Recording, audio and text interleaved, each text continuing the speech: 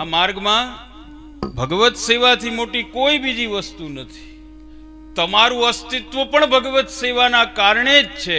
ભગવત સેવાના કારણે જ તમે વૈષ્ણવ છો.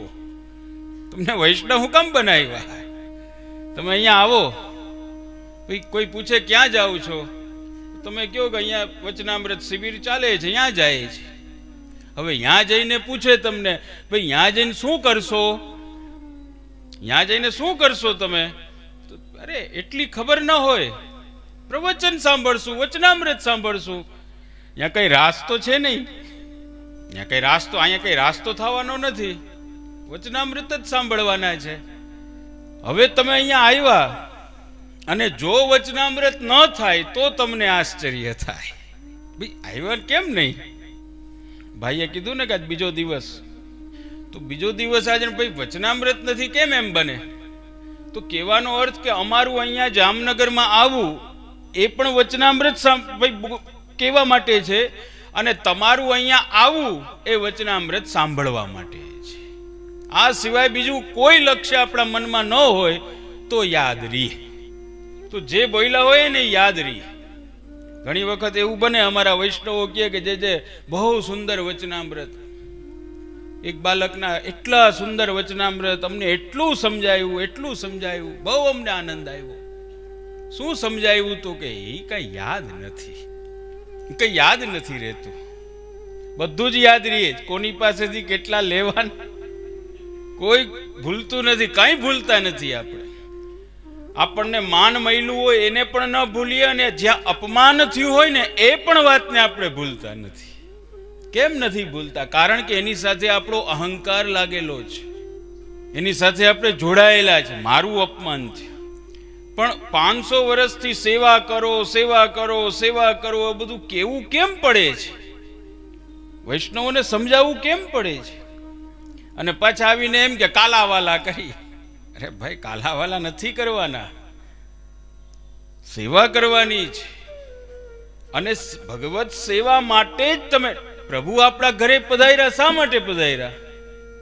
એટલે જ શ્રી મહાપ્રભુજી આજ્ઞા કરી વૈષ્ણવો માટે, આપણા બધા માટે, ભગવદ રૂપ સેવાર્થમ તત્ સૃષ્ટિ ન અન્યથા. બીજા કોઈ કાર્ય માટે આપણે અહીંયા આવ્યા નથી. જો આપણે વૈષ્ણવ છીએ, આપણું અભિમાન છે કે હું વૈષ્ણવ છું, તો ભગવત સેવા એ જ આપણો સ્વધર્મ છે. બીજું કંઈ કરો. એની સાથે પછી ઘણું બધું છે. જેમ પ્રાણ છે તો બધું છે ને, પ્રાણ છે તો બધું ચાલે છે. તમે સાંભળી શકો, બોલી શકો, જોઈ શકો, કાર્ય આપણે કરી શકીએ, કર્મ કરી શકીએ, દરેક વસ્તુનો અનુભવ કરી શકીએ. કેમ? તો કે પ્રાણ છે. એટલે એવી રીતે આપણા જીવનનું પ્રાણ જે છે ને એ કૃષ્ણ સેવા છે, બીજું કંઈ નથી. એટલે જ મહાપ્રભુજી ચાહે છે આપણી પાસેથી કે તમે ભગવત સેવા. અમે પણ આજે એમ કહીએ કે ભાઈ અમારે એટલા પ્રવચનો છે, ટાઈમ નથી, તો એવા પ્રવચનોની શ્રી મહાપ્રભુજી અમને પણ ના પાડે છે. કોઈ જરૂર નથી, કોઈ એટલા પ્રવચનોની જરૂર નથી, એટલા પ્રવાસની જરૂર નથી કે જે ભગવત સેવાને છોડાવે. એટલે વલ્લભકુળ બાળકો માટે, અમારા બધા માટે અને તમારા બધા માટે આ એક જ સિદ્ધાંત છે. એટલે એક તો ભક્તિ કરો, ભગવત સેવા કરો, ઘરમાં પ્રભુને પધરાવો, ભગવત સેવા કરો. એક એ વાત છે કે એ તમે નિરંતર કરતા રહ્યો. અને બીજી વાત શ્રી મહાપ્રભુજી સમજાવે છે કે એ ભગવત સેવામાં તમે ફલનો અનુભવ કરો. ભગવત સેવામાં જે ફલ બતાવ્યા છે એનો અનુભવ કરો. આમ બે વાત છે. ભગવત સેવા કરો અને સેવામાં જે ફલ છે એનો અનુભવ કરો. હવે સેવા કેવી રીતે? તો કે જેટલી પણ કરો પ્રેમપૂર્વક કરો, જેટલી સેવા કરો સ્નેહપૂર્વક કરો. એવો નિયમ નથી કે આટલું કરવું જ. કરી શકો તો બહુ સારી વાત છે, પણ ન થાય તો જેટલો પણ સમય મળે એટલો સમય. ઘણા વૈષ્ણવ કહેતા હોય ને અમને, જે અમને સેવામાં એટલું મજા આવે ને, અમને બહુ પ્રેમ છે. તો જુઓ શ્રી મહાપ્રભુજી શું આજ્ઞા કરે. શ્રી મહાપ્રભુજી આજ્ઞા કરે જ સમજાવે છે કે આ જે ભગવત સેવા છે એ સેવામાં તમારી રુચિ ક્યારે થશે, ઈચ્છા ક્યારે થશે?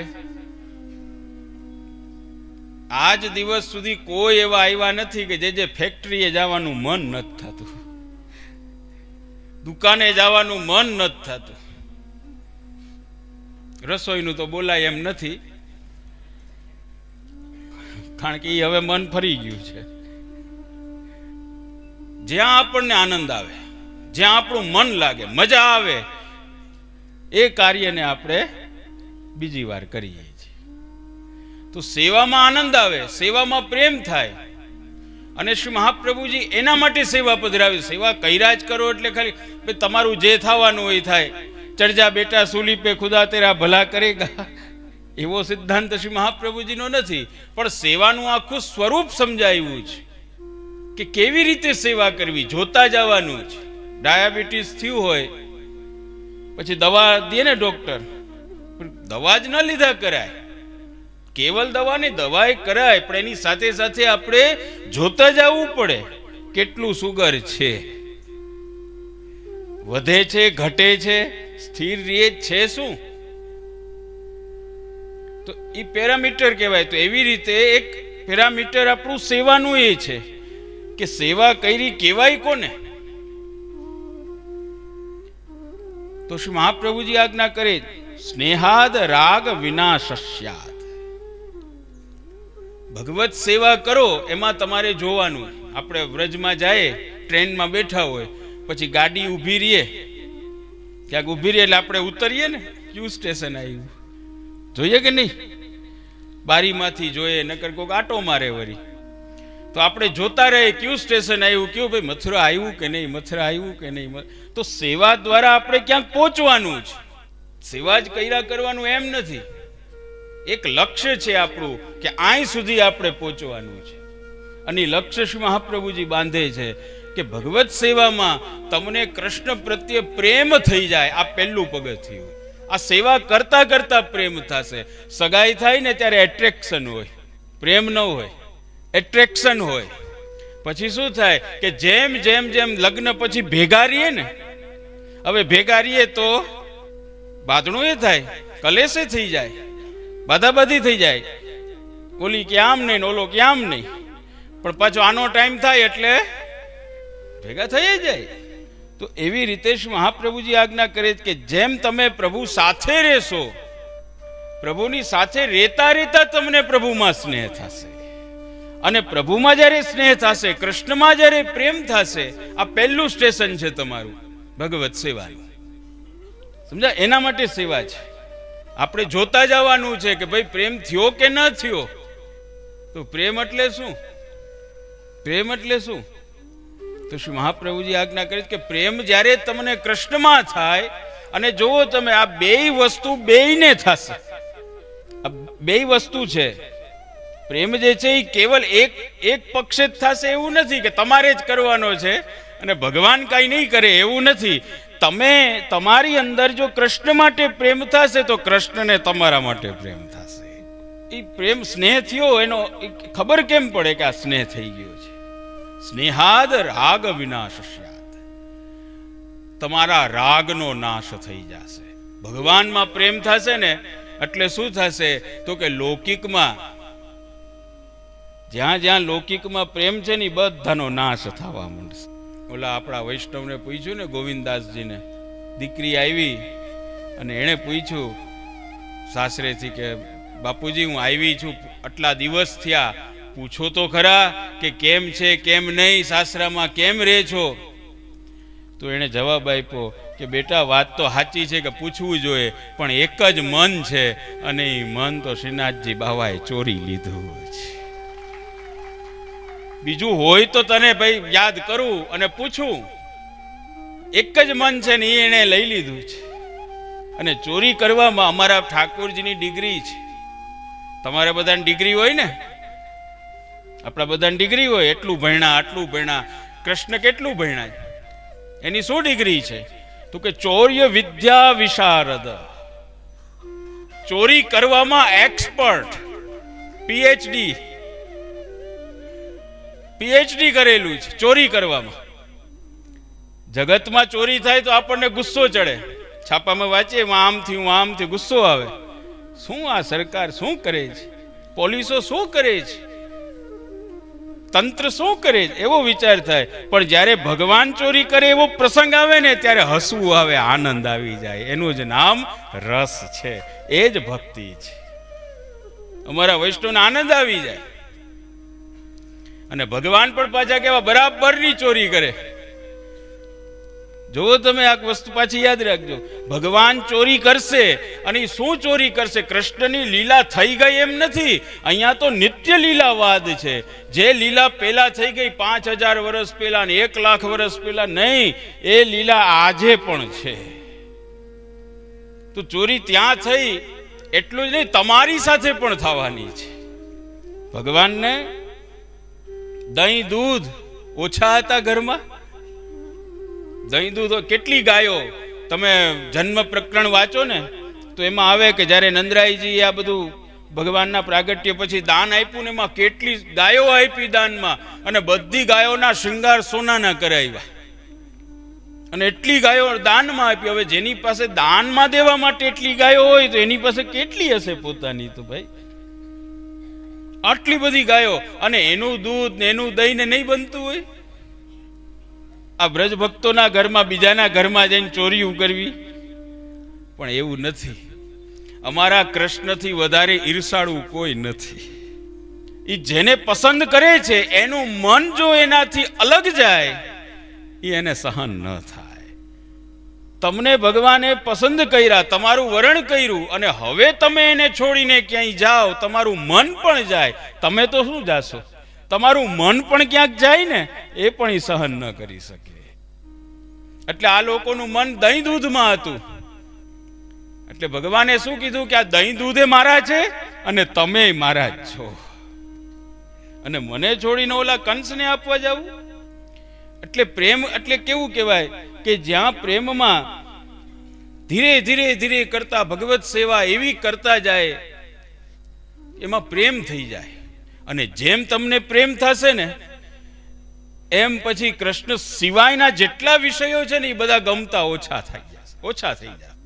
આ સ્નેહ છે, આગ્રહ નહીં રે. સ્નેહાદ રાગ વિનાશસ્યાદ આસક્ત્યા સ્યાદ ગૃહારુચિ.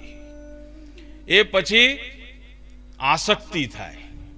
પ્રેમ જ્યારે વધતો જાય ને, દૂધને ગરમ કરતા જાઓ, મર્યાદી અમારા દૂધને ગરમ કરતા જાઓ, અને ગરમ કરતા કરતા કરતા પેલા સફેદ રંગ હતો, હવે થોડો કલર ચેન્જ થયો, રંગ ફરી ગયો, અને હવે આસક્તિનો રંગ આવ્યો. તો જ્યારે આસક્તિ થાય છે ત્યારે શું થાય છે? તો શ્રી મહાપ્રભુજી આજ્ઞા કે સ્નેહાદ રાગ વિનાશસ્યાદ આસક્ત્યા સ્યાદ ગ્રહારુચિ. ગ્રહમાં અરુચિ થઈ જાય, તમે ભૂલી જાઓ. ડાયાબિટીસ હોય તો ખાંડ ન જ ખાય, પણ ન હોય જેને એ તો 1-2 ચમચી તો કરે ને. ચામાં કેટલી કરો? એટલી તો થાય ને. હવે પ્રભુમાં આસક્તિ થાય ને એટલે ચામાં ખાંડ પડી કે નહીં તમે ભૂલી જાઓ. જ્યારે પીવો ને, ઓહો આમાં તો ભાઈ ખાંડ જ નથી, કેમ? તો કે ભૂલાઈ ગયું. ઘણી વખત એવું થાય આપણને, ઘણી વાર એવું થાય. કાંઈક ધ્યાનમાં હોય ને, આપણે કોક મનમાં કોક વિષય ચાલતો હોય, કંઈક વિચાર કરતા હોઈએ આપણે, અને આસપાસ કોક કંઈક બોલે ને, આપણે સાંભળીએ નહીં. એટલે ઓલા કહે કે ભાઈ સાંભળો જ કે નહીં? અમે બોલીએ જ. હા હા બોલો તો શું બોલ્યા? એવી રીતે ગ્રહમાં અરુચિ ઉત્પન્ન થઈ જાય. વાહ, કરવું પડશે, સેવા છોડીને આ કાર્ય કરવું પડશે. અને છેલ્લે જ્યારે વ્યસન થઈ જાય છે, એ વ્યસન જ્યારે જીવને થઈ જાય છે ત્યારે શ્રી મહાપ્રભુજી કહે છે કે હવે જીવ કૃતાર્થ થઈ ગયો, એનો ઉદ્ધાર થઈ ગયો. આ છેલ્લું સ્ટેશન છે વ્યસન. અને વ્યસન એટલે કોકને તમાકુનું વ્યસન હોય એને તમાકુ ન દ્યો, ઓલી ફાકીને શું કહે અને એને એ ના આપો, ફાકી ના આપો ને બદામ આપો. ગુણ કેમાં છે? ફાકીમાં છે કઈ? તમાકુમાં છે કઈ? નુકસાની સિવાય કાંઈ નથી. પણ હવે જે લે છે એને તો એમાં જ રસ આવે. એને તમે બદામ આપો, હે, તો એ કે ભાઈ એ ન ભાવે હો, બદામને બરાબર છે, પણ હા દ્યો. પછી ભલે ઓલી પાણીપુરી ન ખાઈ શકતા હોય, મોઢા ખુલે નહીં એટલી ભાઈ વ્યસન છે, તો ત્યાં તો એ જ થવાનું છે. તો ભૂલાઈ જાય બધું. અને એ આવે ને તો જ મજા આવે. તમાકુ દેખાય તો જ મજા આવે, બાકી મજા ના આવે. મન જ ન લાગે કોઈ કામમાં, ગુસ્સો ચડી જાય. અને આવો જ અમારે ત્યાં પ્રસંગ બન્યો. શ્રી મહાપ્રભુજીના વહુજીએ વૈષ્ણવને મોકલા ગજ્જન ધાવનને કે જાઓ પાન લઈ આવો, પાન લઈ આવો, જાઓ ઠાકોરજીના બીડા કરવા છે, પાન લઈ આવો. હવે તો સેવા જ છે ને, સેવા માટે જ જવાનું હતું.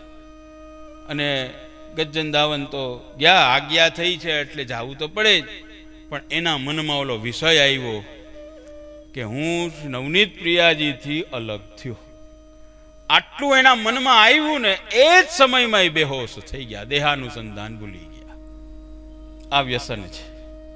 એવું વ્યસન છે પ્રભુનું કે એના દર્શન ન થાય ત્યાં સુધી જીવને ચેન ન પડે.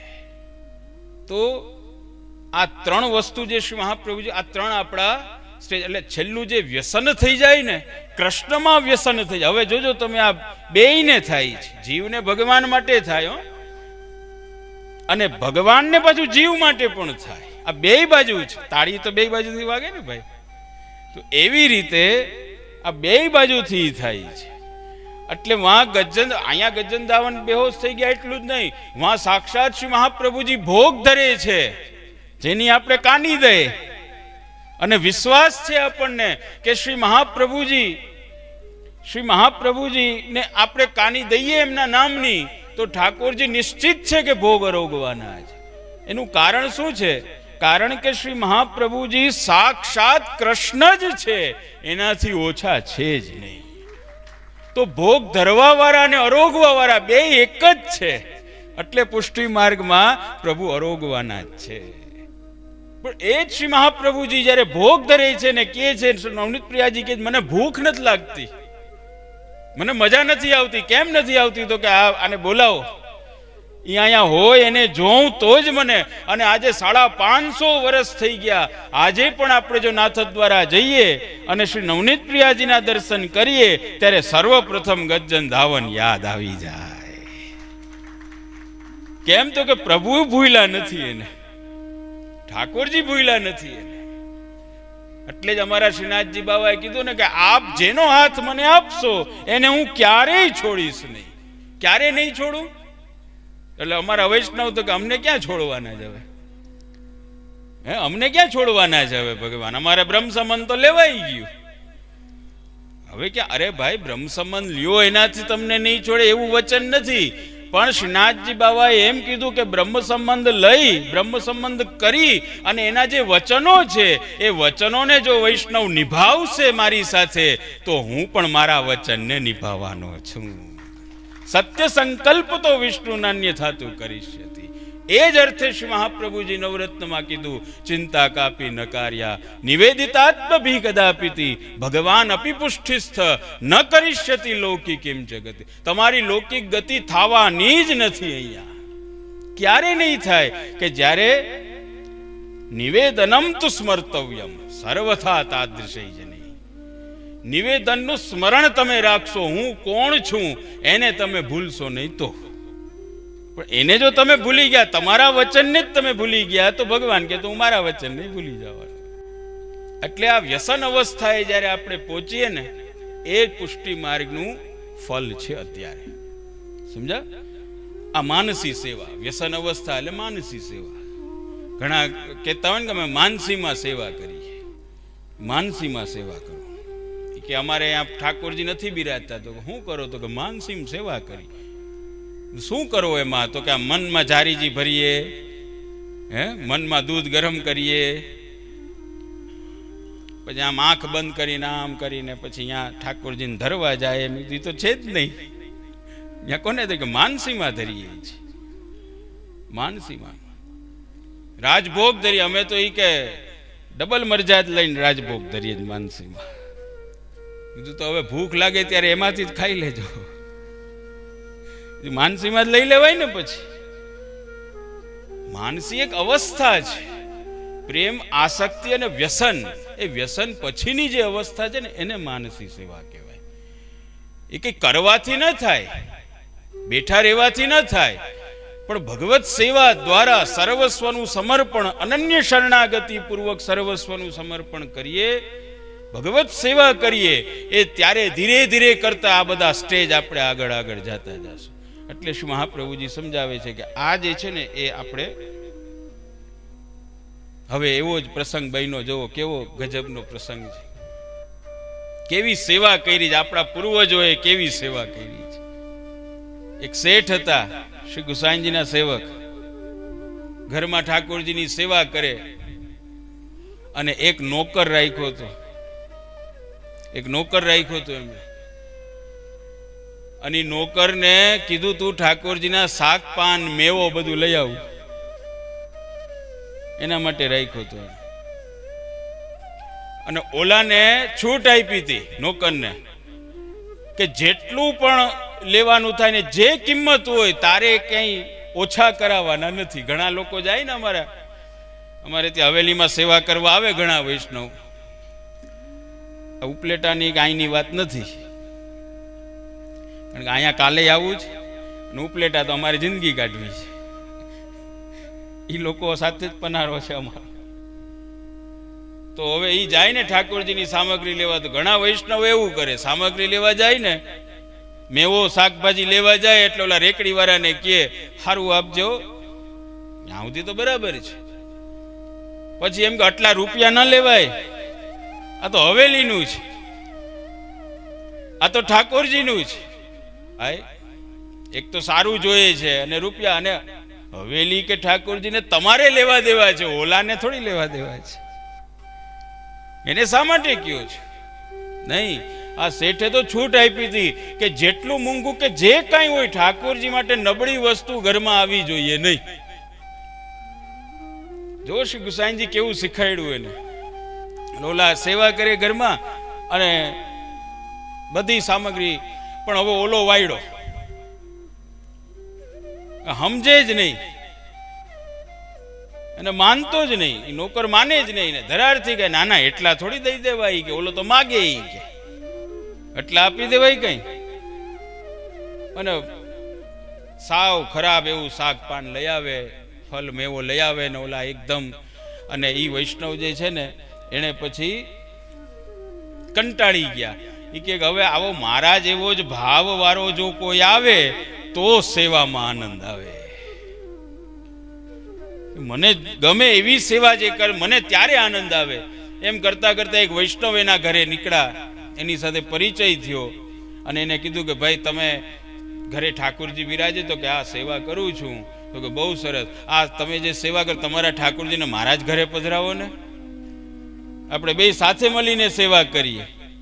બોલો વિરક્ત હતા કે કઈ વાંધો નહીં. એમ કરીને સેવા તો પ્રારંભ કરી. પણ એને આ શાકપાનની સેવા, તમારે આ શાકપાન અને લઈ આવવું અને સારામાં સારું લઈ આવવું, અને આવો ને ત્યારે મને ખાલી બતાવી દેવું કે આટલા આટલાનું આવ્યું છે, કાંઈ વાંધો નહીં. એકવાર ઓલો ખરબૂજો ટેટી કે શું કે, હા, એ ત્યાં હતી, એ જોઈ ગયા.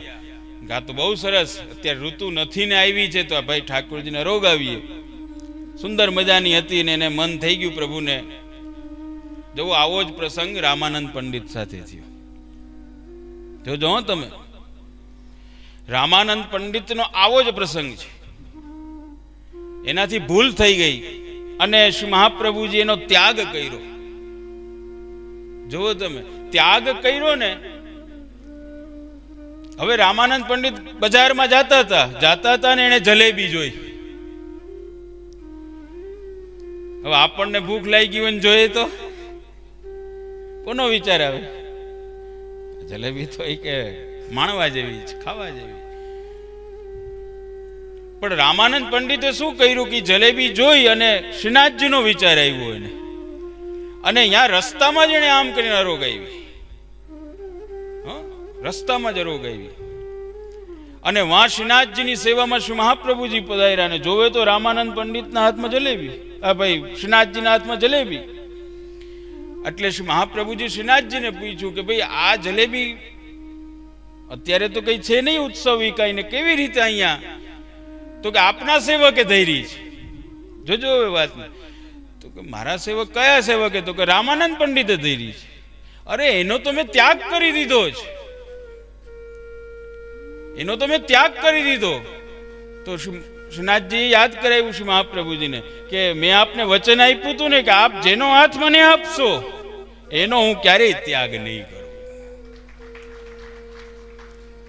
હવે સમજો વાત, મુદ્દાની વાત હવે આવે. કેમ ત્યાગ ન કર્યો? રામાનંદ પંડિત તો ત્યાગ કેમ ન કર્યો? એનાથી અપરાધ થઈ ગયો તો છતાં પણ કેમ ન ત્યાગ કર્યો?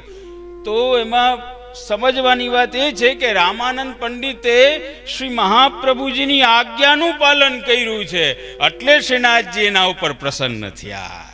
પૂનમ ભરવા નથી ગયા કે બીજા કોઈ લફડા માટે નથી ગયા. જો એને શ્રી મહાપ્રભુજી શીખાડ્યું કે જે ઉત્તમમાં ઉત્તમ વસ્તુ હોય એ પેલા આપણા સ્વામીને, આપણા માલિકને ધરવાની છે, આપણા શ્રીનાથજી બાવાને ધરવાની છે. આ સિદ્ધાંત એના મનમાં બેસી ગયો કે જે ઉત્તમ વસ્તુ દેખાય મારા પ્રભુ માટે છે, એવો વિચાર કરી અને એને આ જલેબી જોઈને એમાં એને પછી બીજો કઈ વિચાર જ ના આવ્યો કે ભાઈ અપરસમાં છે કે નહીં, કોણ બનાવે ને શું બનાવે. જો આનું અનુકરણ આપણે ન કરાય. વળી ક્યાંક કોઈક કરતા નહીં, અમને ફોન આવે નહીં, હા કાલ સવારે વળી તમે જલેબી આમ કરીને, એવું નહીં કરતા. એવું ન થાય, આપણાથી ન થાય. પણ સમજવાની વાત છે આ કે શ્રી મહાપ્રભુજીના સિદ્ધાંત એને પોતાના હૃદયમાં ઉતાર્યા કેવી રીતે.